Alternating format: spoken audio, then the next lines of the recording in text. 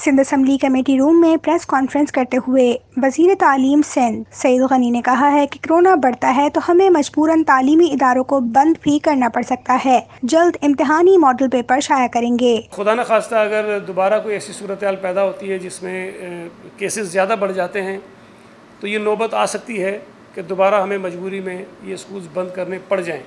लेकिन ये फ़ैसला कोई आसान नहीं होगा, बहुत मुश्किल फ़ैसला होगा और शायद बच्चों की तालीम को जो नुकसान पहुंच चुका है पहले, हम उसका अजाला करना चाहते हैं, हम किसी तरह उसको ओवरकम करना चाहते हैं।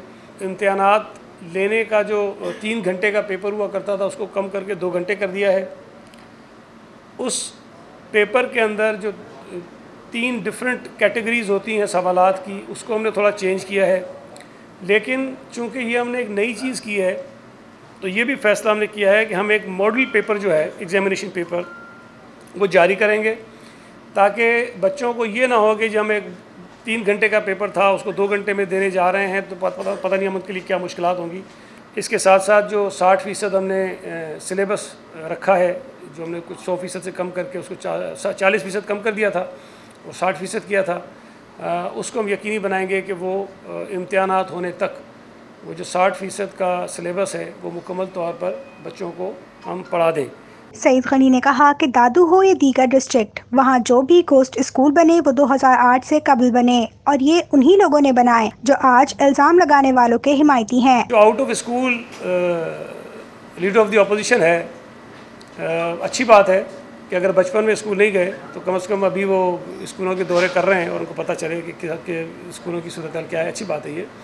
लेकिन मैं उनकी गोशे गुजार करना चाहता हूँ कि जिन स्कूलों में ये कहते हैं ना औताकें बनी हुई हैं, जिन स्कूलों में भैंसें बंधी होती हैं अक्सर गांव देहात में, वो स्कूल अक्सर ऐसे हैं जो इनके इत्तेहादी जब इस सूबे में हुक्मरान थे उस दौर में बनाए गए थे।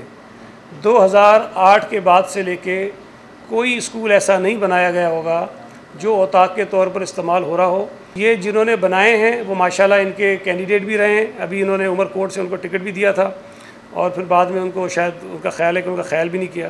तो उन्होंने कहा कि सूबा सिंध में स्ट्रीट क्राइम और टारगेट किलिंग में इजाफे पर पुलिस से ज़रूर पूछताछ की जाएगी, क्योंकि हमने उनको मुकम्मल फ्री हैंड दिया हुआ है। इस वक्त स्ट्रीट क्राइम में इजाफा हुआ है जो बड़ी तशवीशनाक बात है। टारगेट किलिंग की भी जो बात आप कर रहे हैं उसमें भी हुआ है।